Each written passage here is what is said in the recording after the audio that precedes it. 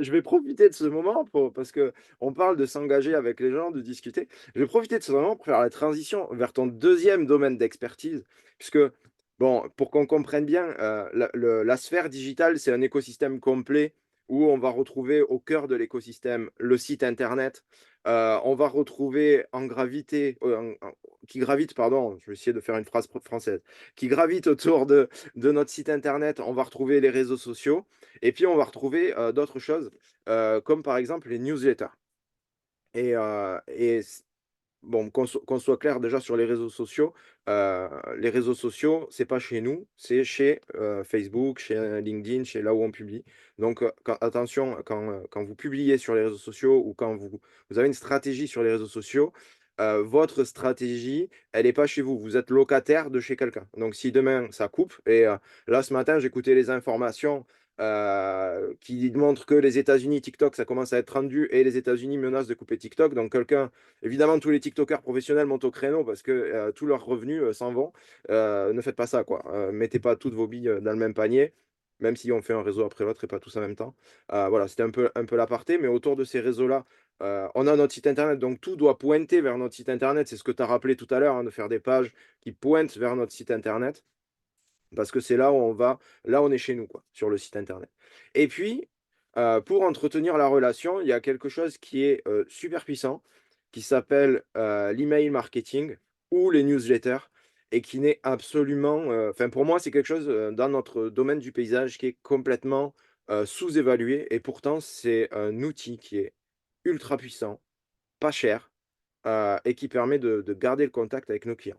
Donc, comme je sais que c'est ton domaine d'expertise, je vais te demander pourquoi c'est important de faire des newsletters, et puis après, on va rentrer un peu plus on va décortiquer la newsletter. Mais d'abord, dis-nous pourquoi c'est important de faire des newsletters, s'il te plaît. Ah bah là, tu m'as tendu une grande perche hein, en parlant de l'information de ce matin. En fait, c'est exactement pour ça que c'est très important. En fait, donc sur les réseaux sociaux, en effet, on construit une audience. Donc, on va avoir 300, 400, même 10 abonnés, et cetera. Et le problème, c'est qu'à tout moment, ce compte, enfin, le réseau social décide d'arrêter ou en tout cas, on supprime notre compte. Et on se retrouve en fait sans personne. Donc, ciao les prospects. Au revoir tout notre travail, toute notre énergie, tout ce qu'on a fait. Et ben, on se retrouve dans la mouise. Hem Et donc en fait, ce qu'il faut et ce que je dis aux gens qui sont sur un réseau social, c'est: «OK, un réseau social, c'est bien, mais en fait, ce qu'il faut que tu aies, c'est l'adresse email de la personne». Ça, c'est la chose la plus importante parce qu'une fois que tu as l'adresse email, tu peux la solliciter quand tu le souhaites. Et ça, c'est, au niveau de la loi, hein, c'est la RGPD, donc on respecte la RGPD. Donc c'est pour ça qu'il faut absolument récolter les adresses email de ses clients et de ses prospects. Pourquoi la newsletter, en fait, elle est indispensable? C'est tout simplement parce que, c'est, donc un email qu'on va envoyer donc à une audience et qui va, tout simplement permettre d'entretenir le lien.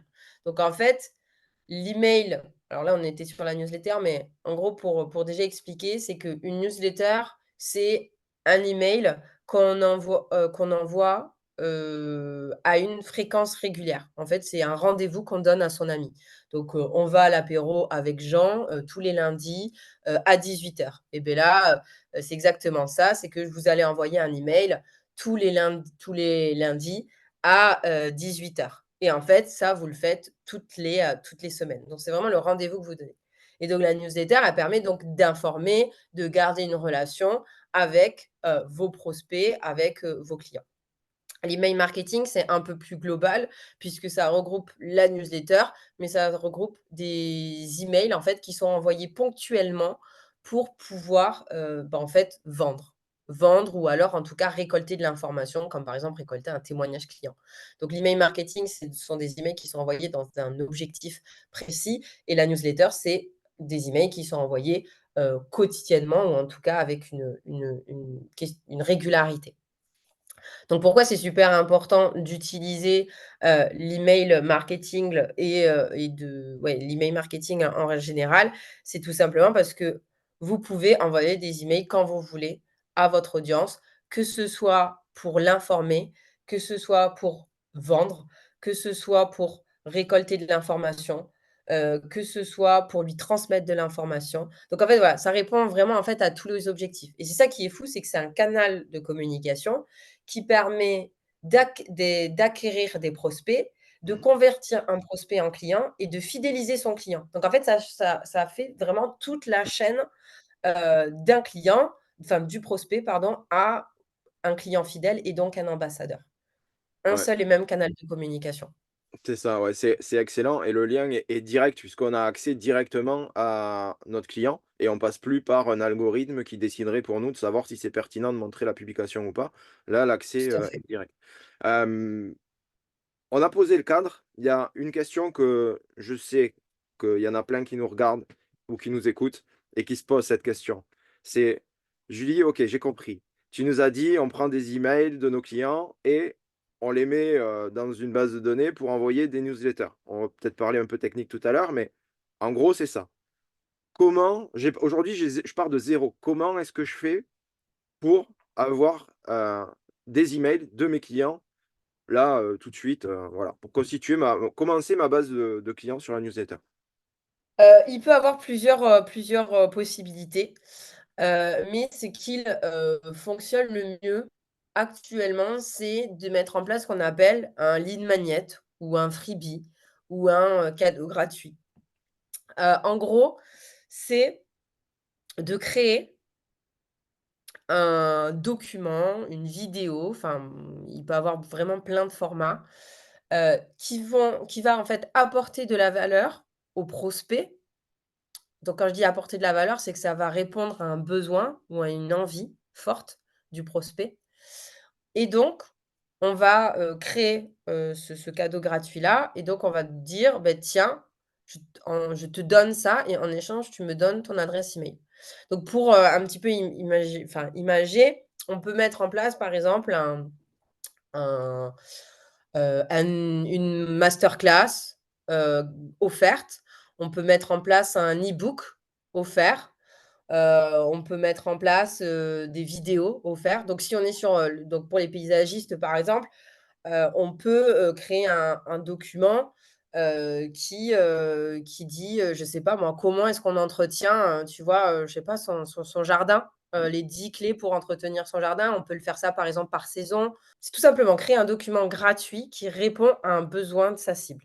Donc l'entretien du jardin, j'imagine. Alors là, il faut que tu c'est toi qui Oui, connais plus les oui, ça peut être problématiques là, ça peut être mais l'entretien, ça peut être sur comment est-ce qu'on crée, des 10 principes de base pour créer, pour concevoir son jardin ou des choses comme ça. L'idée, c'est de montrer dans ce document qu'on est, spécialiste dans notre domaine.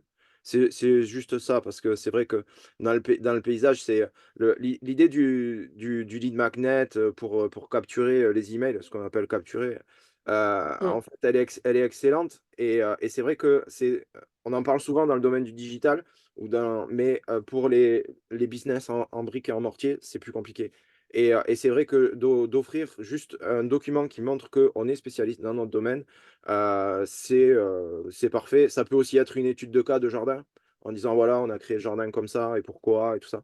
Ça, c'est aussi des documents qui sont sympas et qui permettent justement, aux personnes, qui visitent notre site internet d'appuyer sur le bouton. J'ai envie de dire avant de une astuce très simple que tout le monde peut faire dès demain, c'est déjà de mettre un bouton simple avant de parce que je vois certains qui doivent être en train de cogiter: «Ouh là là, ça va être compliqué, ça va me prendre du temps et tout ça». C'est vrai, hein, ça prend du temps, c'est un investissement, c'est un vrai investissement, qui rapporte vraiment beaucoup. Donc il faut le faire.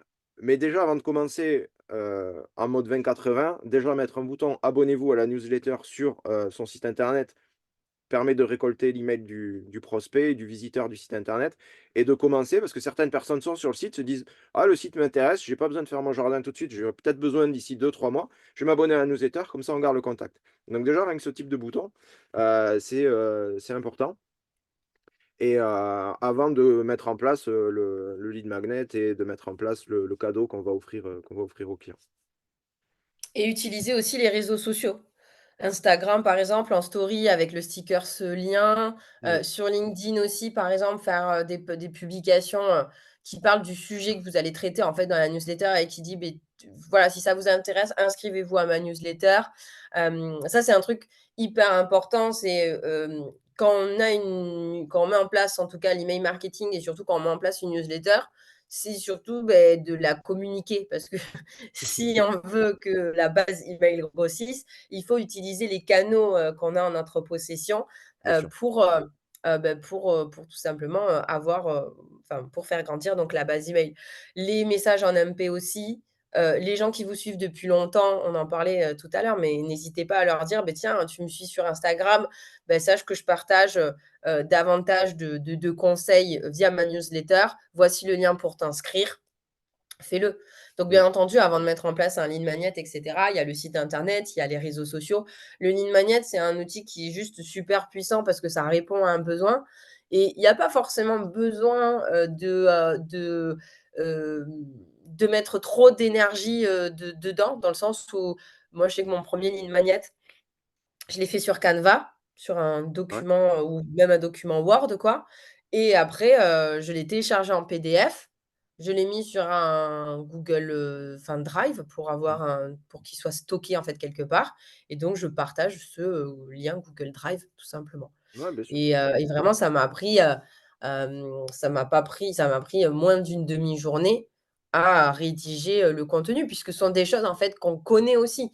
Donc c'est juste, en fait, mettre ses idées, une fois qu'on a trouvé le sujet, par exemple, en effet, 10 conseils pour entretenir son jardin ou, des choses comme ça. Beh, hop, on a posé, le sujet, on n'a plus qu'à rédiger, ajouter quelques images pour quand même que ce soit un peu joli et Ouais. c'est tout, quoi. Bien sûr, bien sûr et moi, je vais partager mon expérience du coup parce que, bon, il faut savoir qu'on commence tous une base email avec zéro, on est d'accord? Donc moi, je vais partager mon expérience pour démarrer cette base email, pour ceux qui n'ont pas commencé. C'était tout simplement, de collecter puisque ça faisait un moment donc ça quand tu es jeune entrepreneur, c'est plus difficile à mettre en place, quoique sur le principe, ça fonctionne.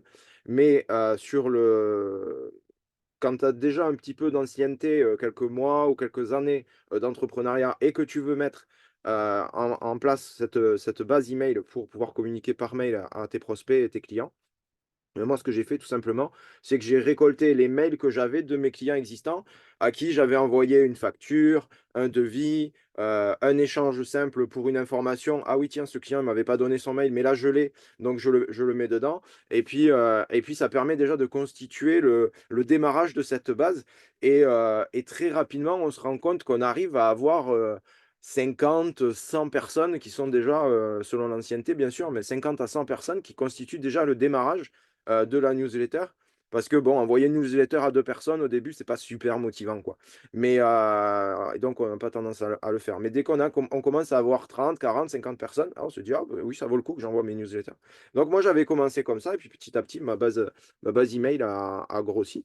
Ouais, mais tout à fait, il faut regarder déjà, les clients qu'on a, ça peut être aussi des potentiels, prospects, Ouais, des potentiels prospects qu'on a, par exemple, leur dire: «Ah, ça permet de revenir un petit peu dans le game, quoi. «Et salut, je lance ma newsletter, tiens, si ça t'intéresse». Des partenaires, bien entendu, des gens qui vous ont fait confiance, aussi.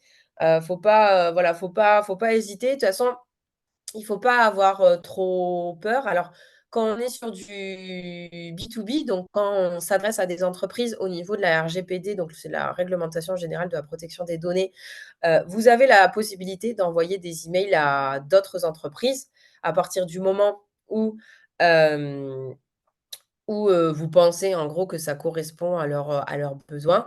Par contre, en B2C, donc quand on s'adresse à des particuliers, là, il faut absolument que, le particulier vous donne son, consentement. mmh, Donc voilà.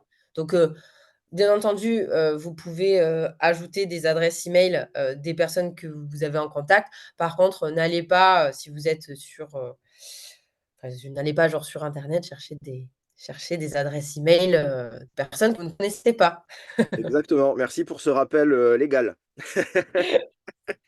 Il y a une autre mauvaise pratique aussi que certains sont tentés de faire, c'est de récupérer des mails d'entreprises. Donc là, pour le coup, quand on travaille avec des entreprises, d'aller récupérer, ce qu'on appelle scraper, hein. Donc on va récupérer des emails, vraiment, à la chaîne et on va faire un envoi massif de mails, 1000 mails qui partent comme ça d'un coup chez des personnes qu'on ne connaît pas, qui nous ont pas donné leur accord en se disant: «Bon, on va bien voir ce que ça donne». Et là, on se retrouve, je le sais parce que je l'ai testé, hein, pour voir ce que ça faisait et les résultats sont absolument catastrophiques parce que déjà tous les mails sont quasiment bannés, donc ils partent en indésirable automatiquement et en plus, ce qui se passe, c'est que la plateforme d'envoi d'emails elle a le retour comme quoi tout est parti dans les spams ou tout a été, les gens ne se sont désabonnés tout de suite ou voilà et donc du coup les mails suivants qu'on va envoyer, en fait, ils sont déjà prêts à partir dans les indésirables, à être Mmh, bannés, tout ça. Donc on a ce qu'on appelle le taux de délivrabilité, donc c'est le résultat, pour le taux de délivrabilité, c'est le résultat entre le nombre de mails qu'on envoie et le nombre de mails qui sont effectivement arrivés chez les personnes dans leur boîte mail. On a un taux de délivrabilité qui devient extrêmement faible sur toute la séquence suivante. Donc, vraiment, c'est quelque chose à ne pas faire. Je sais pas si tu as ouais. déjà eu toi des clients qui ont fait ça ou des partenaires qui ont fait ça? Si, si, Ouais. plein, plein. Là, je travaille avec un client, il me dit: «Bah, voilà, je comprends pas trop, pourquoi mes emails, arrivent, enfin, j'ai un mauvais taux de délivrabilité, quoi» et en fait, bah, en allant sur son outil d'emailing, je comprends qu'il a tout importé des contacts, il a envoyé, un email comme ça et en fait, c'était des adresses email de ses contacts, mais de 2013. Donc forcément, en Ouais. fait, ça a pas fonctionné. Donc lui, il a même pas scrappé, hein. Il a Ah ouais. commencé à collecter, en fait, des sur son site internet, des adresses email, sauf qu'en fait, il les a pas utilisées et en fait, là, il s'est dit en 2024, «J'aimerais utiliser mes adresses email». Donc en fait, lui, il a compilé ses 10 000, adresses, email et il s'est dit: «Bah, ça va être trop cool», tu vois? Et en fait, non, il y avait Bah, ouais. 80 qui sont allés à la poubelle. Donc Mmh. ça aussi, quand vous récoltez des adresses email, c'est super, mais par contre, utilisez-les, même si vous vous lancez pas de suite sur une newsletter. Parce que Mmh. en soi, je peux comprendre que voilà, écrire un mail, peut-être qu'on n'a pas des fois le temps, ou se lancer maintenant. Mais en tout cas, envoyer des emails peut-être une fois, voilà, tous les 2 mois ou par trimestre ou à des périodes spécifiques quand vous êtes, en vacances ou, à la fin de l'année ou bah, au début de l'année pour dire bonne année, des choses comme ça. Mais ne récoltez pas des emails pour rien, ça c'est sûr. Et pour juste rebondir, si vous êtes tenté de faire du scrapping d'adresse email, je ne vous le conseille pas, mais si vous êtes tenté en tout cas de le faire et d'essayer parce que, ben, oui, on donne des conseils, mais en soi, enfin, on nous a tous donné des conseils qu'on a au bout d'un moment, testés. Ah mais faut tester. Mais en tout cas, utilisez, utilisez en tout cas, des outils spécifiques pour, ce qu'on appelle le cold emailing. N'utilisez pas vos outils d'emailing que vous allez utiliser, voilà, pour vos newsletters, pour vos emails marketing. Utilisez vraiment des outils spécifiques au cold emailing. Ça existe, c'est vraiment des outils qui sont faits, vraiment pour ça. Donc en termes de délivrabilité, quand même, ils sont meilleurs et en tout cas, voilà, ça ne vous pourrit pas, votre base, en tout cas, de newsletter avec vos contacts, et votre autre adresse professionnelle. Ça aussi, Mmh. c'est important si vous faites du cold emailing, créer une adresse email pour le cold emailing et créer une adresse email pour la partie vraiment newsletter et email marketing. Ouais, Parce excellent. que s'il y a une adresse email, celle du cold emailing qui se fait pourrir, qui se fait bannir en gros, bah, vous avez quand même, votre autre, adresse email, professionnelle. Ouais, on se fait pas complètement ban sur la plateforme d'envoi parce que, pour, ce qu'on n'a pas expliqué dans le détail pour ceux qui sont, débutants dans l'emailing ou qui n'ont jamais essayé, c'est qu'on écrit un mail pas vers sa boîte mail personnelle, ou professionnelle en faisant des copiés à d'autres, on fait pas ça. On utilise une plateforme d'envoi, d'emailing, qui permet justement de délivrer, de mettre des liens et cetera. Donc, si vous faites «bannir» entre guillemets de votre plateforme d'emailing parce que vos taux de retour sont mauvais, donc il faut savoir que la plateforme elle aussi, elle a des mauvais retours. Donc ses autres clients ont des mauvais retours si vous avez des mauvais retours. En tout cas, si trop de personnes ont des mauvais retours. Donc c'est pour ça qu'elle vous met, un petit peu en sourdine pour éviter d'avoir ce genre de désagrément pour ses autres clients. Donc vous utilisez cette plateforme-là, pour envoyer vos emails et si vous voulez faire, comme l'a dit Julie, du code emailing scrappé, et cetera, vous en utilisez une autre. Comme ça, Mmh. vous êtes tranquille, quoi. Ouais. Hem Oui, c'est vrai qu'on est allé peut-être un peu vite sur le sujet Oui, donc on est passé de la newsletter parce que à vous m'avez scraper dit des emails. ouais, ouais, c'est ça, il y a un gap quand même entre les 2. Mais, mais honnêtement, moi je dis il y a un gap et pas tant que ça, parce que j'ai vu des entrepreneurs dire: «Oui, je vais faire de l'emailing, je scrape, un millier d'adresses ou 10 000 adresses et j'envoie» et dire: «Bon, ben voilà quoi, j'y vais quoi». C'était, en mode Formule 1. Mais évidemment ça marche pas, hein, ça marche pas. Donc finalement non, c'est assez logique puisqu'il y a toujours une petite partie qui va chercher à faire Mmh. du à hacker le système un peu. Voilà. Mais Ouais. donc oui, c'était juste pour revenir sur la plateforme. Plus sur le contenu, on a dit donc la newsletter, moi j'adore ton exemple du rendez-vous avec le prospect. Enfin, franchement, j'adore cet exemple-là parce que c'est vraiment ça. C'est on prend rendez-vous à une heure précise, à un moment précis, et on s'y tient, et on fait pas des envois aléatoires. Pour débuter, même une fois par mois, ça suffit, mais voilà, commencez et prenez rendez-vous avec vos clients et vos prospects. Heu, mais il y a 2 choses qui sont bien différentes et tu l'as dit en introduction, c'est la newsletter et l'email marketing. Est-ce que tu pourrais, s'il te plaît, nous détailler qu'est-ce qu'on met dans des newsletters ou dans des campagnes de newsletters et qu'est-ce qu'on met dans une campagne, d'email marketing? Ouais. Je vais commencer par la newsletter. Donc sur la partie newsletter, il y a pas vraiment de règles en soi, mais c'est juste que vous allez souvent déterminer des sujets ou des thématiques, et un modèle que vous allez en fait, reproduire ou en tout cas réutiliser. Je m'explique. Quand vous allez en fait créer votre template, ce qu'on appelle donc un modèle de newsletter, vous allez, là, rajouter par exemple votre logo. Vous allez peut-être, rajouter des couleurs de votre charte graphique et en fait, ce modèle-là, vous allez essayer donc d'utiliser le même chaque semaine. Pourquoi? Pour tout simplement que la personne qui vous lise puisse, identifier que c'est vous très rapidement quand elle ouvre son email. Donc déjà, il y a ça sur la newsletter, c'est que c'est le même modèle d'email que vous allez donc dupliquer, chaque semaine. Ensuite, souvent donc, comme c'est le même format, vous allez donc devoir faire un choix. Soit vous partez en tout cas sur une newsletter qui est textuelle, donc vous allez surtout en fait rédiger donc du texte. Soit vous partez plutôt sur une newsletter où il y a un mélange entre du texte et du média, donc des vidéos ou des images. Ça dépend ce que vous préférez. Mais en tout cas, une fois que vous avez construit votre modèle, il faut vraiment le garder. Après, dans une newsletter, qu'est-ce qu'on communique? Ben, on va communiquer les informations forcément, de notre entreprise, donc ce qui s'est passé. Mais il n'y a pas de règle dans le sens où, par exemple, un e-commerce, lui, va mettre en avant, beaucoup de produits. Un indépendant, lui, va mettre en avant plutôt, soit ce qui se passe, genre dans les backstage un petit peu de son entreprise, soit tout simplement, elle va donc apporter des conseils. Elle va apporter donc des conseils, son retour d'expérience et cetera. Mmh. C'est ce qui se fait en fait Ouais.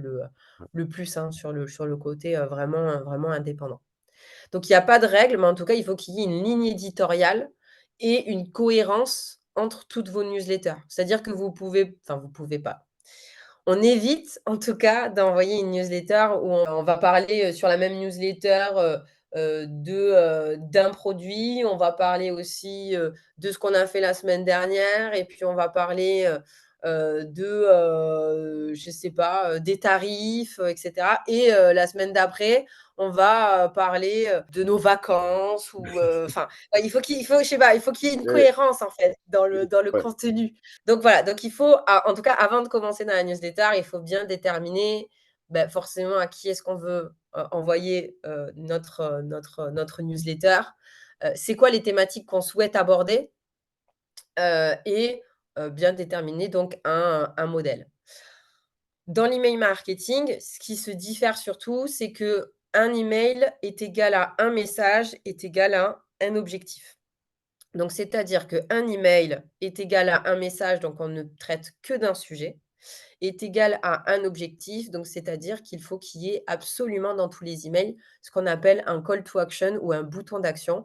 Donc c'est un bouton qui amène vers un lien, et l'objectif donc de cet email est uniquement que notre lecteur clique sur ce bouton. C'est uniquement ça. Donc l'email marketing, un message, un bouton d'action, un objectif clair et précis, un seul sujet. Et voilà. Donc la newsletter, après, bien entendu, vous avez quand vous commencez, c'est tout à fait, par contre, normal et totalement OK de tester plusieurs styles avant de trouver son style, hein. Bien sûr. Je préfère quand même le dire, Ouais. il faut pas non plus trop se mettre de la pression, Mmh. trop enfin, oui, se mettre la pression dès le début en mode: «Bon, beh, je vais donner des conseils, tous les vendredis à 10 heures sur, sur, tout ce qui se fait dans le jardin, ou autre». Et puis après se dire: «Mais attends, mais en fait non, j'ai envie d'intégrer des choses, un peu plus originales, peut-être mettre en avant plutôt, les clients». Mmh. Voilà, parler plutôt d'abord des clients et ensuite expliquer, exactement ce que j'ai fait, sur ce chantier-là, pour le client. Enfin voilà, on peut tester en tout cas des choses avant de trouver le bon ton, la bonne ligne éditoriale, le bon template d'email. Il faut Ouais, aussi se bien sûr. laisser le temps sur la newsletter. Bien sûr, bien sûr. Il y a quelque chose qui est, pour trouver un peu des idées, alors, sans copier, mais sur des principes, c'est d'être déjà abonné à des personnes qui sont dans notre niche, qui ont des newsletters, d'être abonné à leur newsletter pour voir qu'est-ce qu'ils mettent, comment, quel sujet ils traitent et comment est-ce que c'est structuré. Donc évidemment, on ne copie pas, mais par contre, on va pouvoir, voir qu'est-ce qui marche et si on trouve qu'il y a deux, trois newsletters qui ont une tendance à se ressembler, on se doute que la tendance va un peu vers là. Et pour bien différencier, la newsletter de l'email marketing, en gros, la newsletter, on va amener de la valeur en se disant: «Qu'est-ce que je peux amener à mes prospects comme information intéressante à ce moment-là?» Donc on a une chance, nous, dans le paysage, c'est que c'est un métier qui est saisonnier. Chaque mois, il y a quelque chose à faire dans le jardin, donc on a de la matière. Je veux dire, enfin, on est quand même un métier où il y a peut-être plus de matière que dans d'autres métiers. Je veux dire, quelqu'un qui fait du Mmh. placo-plâtre, il va pas amener de la valeur, tous les enfin, c'est plus compliqué, en tout cas pour lui, de trouver de la valeur. Nous, on peut en amener tant qu'on veut, donc ça, pour les newsletters, c'est parfait et l'email marketing, on va plus être dans l'acte de vente et on va dire: «OK, voilà, aujourd'hui, c'est la saison de démarrer les tentes, réservez maintenant pour démarrer les tentes». Et donc, on va être dans l'acte de vente. Ce qui est super important, c'est de pas, d'équilibrer les choses. Ça veut dire qu'on peut pas faire que de la vente et en même temps donc que de la vente, ben les gens vont se désabonner, hein, parce qu'ils en auront marre et que de la valeur, bah, on va avoir des abonnés, mais on fera pas de vente. Donc voilà, c'est vraiment ce rapport-là qui est important d'équilibrer, quand on met en place ce type de campagne. Ouais, tout à fait. L'email marketing, c'est vraiment ponctuel, alors que la newsletter, c'est régulier, hein. C'est ça. Voilà, tout à Il fait. faut c'est clair et c'est aussi OK que l'email marketing, on puisse faire des campagnes où on peut envoyer des séquences de mails sur, 15 jours, une semaine pour amener les gens à à acheter au final et ça c'est, bon, c'est autre chose. On va pas rentrer dans ce parce que là, c'est vraiment un travail à part entière, sur les séquences et on met quoi dans nos séquences mails et ça. Donc si vous avez besoin de faire des séquences email, contactez Julie, elle va vous faire ça parfaitement. Avec plaisir. Tu vois quelque chose à rajouter sur bah, que ce soit peut-être sur l'email marketing, sur les réseaux sociaux, sur tes 2 domaines d'expertise? Non, enfin, sur l'email marketing, juste au niveau voilà, si je peux donner, quelques conseils rapides, surtout donc utiliser une adresse professionnelle, donc pas de Gmail, pas de Outlook, pas de Ouais, Yahoo, d'accord? Pour ça, il suffit, d'aller, voir votre hébergeur si vous avez donc un site internet, OVH ou je ne sais quoi et de demander si vous n'avez pas encore donc une adresse email professionnelle. Voilà, donc c'est-à-dire où il y a votre nom de domaine dessus. Ensuite, ne pas trop se prendre la tête sur le choix de l'outil. Je sais que moi, j'ai beaucoup de demandes sur, l'outil d'emailing je choisis. Pour choisir l'outil, ça va être assez simple. Faites en fonction de votre site internet, donc de votre CMS. Si vous êtes sur, WordPress, si vous êtes sur, Shopify, enfin, c'est plutôt WordPress Non, il y a pas de normalement, mais Shopify chez nous. voilà, on est d'accord. Voilà, de WordPress, beh, il y a, si, vous êtes très fâché avec l'anglais, beh, utilisez le logiciel Brevo. Brevo, oui, Brevo, ancien Sendinblue, qui est un logiciel d'emailing, français qui, s'adapte très bien, au, CMS de WordPress. Bien entendu, il y en a d'autres, hein, mais qui sont, plutôt, il y a Mailjet, il y a, MailerLite, il y a Mailchimp, enfin bref, il y en a plein d'autres. Mais voilà, ne vous prenez pas trop la tête. Il faut savoir que, de toute façon, les outils donc d'emailing sont gratuits. Vous avez toujours une partie donc qui est gratuite et avant que ce soit payant, il faut atteindre à peu près 3 000 abonnés. Donc ne vous inquiétez pas, vous avez vraiment le temps. Sur les outils d'emailing, vous allez voir que c'est, assez simple vraiment de créer des campagnes. Après, n'hésitez pas à regarder sur YouTube, en tapant le nom de l'outil d'emailing, avec des tutos. Vous avez plein de personnes qui font des tutos, donc c'est beaucoup plus simple pour, bien, connaître, on va dire, l'interface de l'outil. Mmh. Donc n'hésitez pas et regardez aussi les ressources sur les sites internet des outils d'emailing. Par exemple, sur le site de Brevo, vous avez une partie ressources et vous avez plein de tutos qui vous expliquent comment est-ce qu'on exporte une base de, contacts, Mmh. comment est-ce qu'on crée sa première campagne, d'emailing, comment on crée une automatisation. Après sur la partie plutôt contenu, texte, surtout travaillez vos objets d'email. C'est vraiment ça important. L'objet d'email, donc en gros, c'est le titre de votre email. C'est vraiment ce qui va apparaître le c'est la première chose qui va apparaître en fait dans la boîte de réception de votre destinataire. Donc si votre objet d'email en fait, il est pourri, qu'il est nul, qu'il ne donne pas envie, même si vous avez écrit une super newsletter hyper intéressante, en fait, les gens ne vont pas l'ouvrir et ça, c'est dommage de passer autant de temps, d'énergie et cetera à écrire un email et qu'il ne soit pas en fait, ouvert, qu'il ne soit pas, oui, juste ouvert, juste parce que, bah, en fait, vous n'avez pas travaillé votre objet. Donc vous ne mettez pas newsletter 1 ou newsletter Ouais. le 14 mars, ça, c'est vraiment strictement interdit. Un objet, il doit être court, il doit donner envie. Vous pouvez, commencer par poser sinon une question, comment, des choses comme ça. Utiliser des chiffres, les 10 conseils de, les 7 clés pour, les choses comme ça. Vous pouvez aussi utiliser donc des verbes d'action, voilà, mais en tout cas, essayez de réfléchir à un objet qui donne envie. Si vraiment vous n'avez pas d'idée, vous pouvez utiliser, des outils, d'IA, hein, comme par exemple ChatGPT.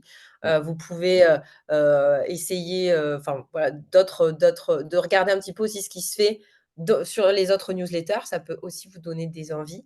Essayez d'analyser, est-ce que, ce titre-là, ça m'interpelle? Oui, non, tiens, ça c'est pas mal, ah ça c'est nul et cetera. Mais Ouais. vraiment travailler en tout cas l'objet de votre email, ça c'est super important. Ouais, c'est excellent et moi, j'ai remarqué alors moi, j'utilise System.io, hein, pour envoyer mes newsletters parce que Ouais, c'est vraiment un 360 où on a le lead magnet, on a vraiment tout donc voilà et là est apparu depuis, quelques semaines, la possibilité, en plus de l'objet, de mettre ce que l'on veut voir apparaître en dessous. ouais, Dès qu'on a l'objet et ce qu'on veut voir apparaître en dessous parce que souvent, avant, alors je sais pas sur les autres, si c'est pareil, mais on voit sur nos mails l'objet et le début du mail. Donc si notre tout à début fait. du mail, c'est, «Ouais, salut machin» et tout ça, bon, ben, ça donne pas super envie. Alors que là, on a la possibilité d'inclure ce qu'on veut mettre en gros, en slogan quoi ou pour donner en plus envie de c'est un petit supplément. Moi, je trouve que c'est très sympa comme application. Je sais pas si tout le monde le propose, mais en tout cas, moi, j'ai trouvé ça. Donc si, vous utilisez System.io ou une application qui le propose, soignez bien la deuxième ligne aussi. Ouais, c'est ce qu'on appelle le pré-header et normalement ça y est, en effet, sur les outils, d'emailing, normalement ça y est. Mais en effet, pensez à rajouter, oui, une phrase. C'est encore une opportunité pour que la personne elle clique. Donc surtout ne la négligez pas. C'est vraiment important. Bah, en tout cas, merci beaucoup Julie pour, tous ces conseils. Il y a eu énormément de pépites. Franchement, merci, pour ce partage. Hem, Avant de nous quitter, est-ce que tu peux nous dire, pour ceux qui ont envie de travailler avec toi, comment est-ce qu'ils peuvent te retrouver? Alors j'imagine qu'il va y avoir multitude de moyens de te retrouver, donc je te laisse les je te laisse les partager. Non, une multitude, je suis pas non, non, moi je suis très focus. Bon, d'accord. Non, donc il va avoir, surtout 2, on va dire 3 moyens de me retrouver. Déjà le premier c'est sur LinkedIn, donc je suis plutôt présente donc sur LinkedIn, donc Julie, Exposito. Vous pouvez me retrouver. Ensuite, j'ai un site internet, julie-exposito.fr, simple. Sinon, vous pouvez, m'envoyer un email, on pourra peut-être partager en bio. C'est surtout voilà, les canaux, et après sinon j'ai une newsletter aussi si vous voulez, d'abord en tout cas, aller voir ce que je fais, hein. N'hésitez pas à vous inscrire à la newsletter. Je partage des conseils exclusivement sur, l'email marketing.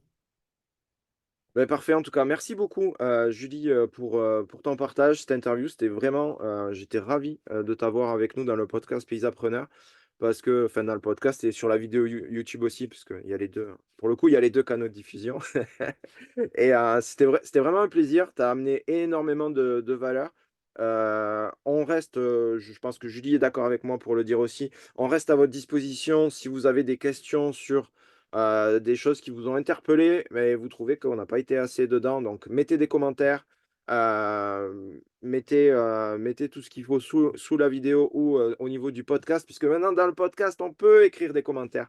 Donc mettez des commentaires dans le podcast et puis on se fera un plaisir, d'y répondre et je transférerai, vos commentaires à Julie ou si Julie les voit, elle pourra également, vous conseiller là-dessus.